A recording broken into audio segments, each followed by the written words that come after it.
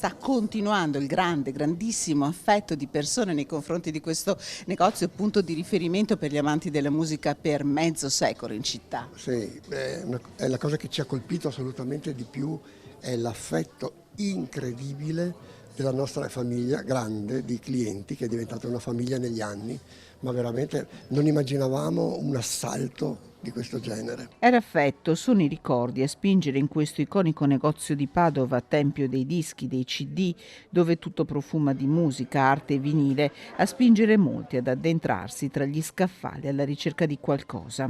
Abito a Venezia o di Ferrara, sono qua a fare un giro. Ecco. Ma lei ha dei ricordi in questo negozio? Sì, quando abitavo a Padova venivo spesso, quindi ho dei bei ricordi. Ecco. È un pezzo di storia di Padova, di storia della musica di Padova e ci sono tanti altri negozi di musica di Padova, è vero, non ne stanno parlando in questi giorni, però come questo l'atmosfera, la magia che c'è qui mancherà tanto. L'angolo di via Vescovado è il 23 dischi, la sua chiusura a fine mese sarà un colpo al cuore per la città. Noi abbiamo deciso proprio abbiamo voluto, è nato con noi, muore con noi, con me e il mio socio, piuttosto che vada poi alla fine. È difficile, triste da un lato, però l'età è quella che è.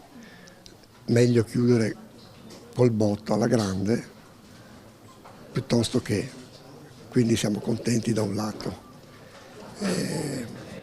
Però è triste, chiaramente è triste. Non l'unica serranda abbassato, destinata ad abbassarsi in questa piazza del centro storico, campeggiano i cartelli affittasi sullo spazio un tempo occupato da un istituto di credito.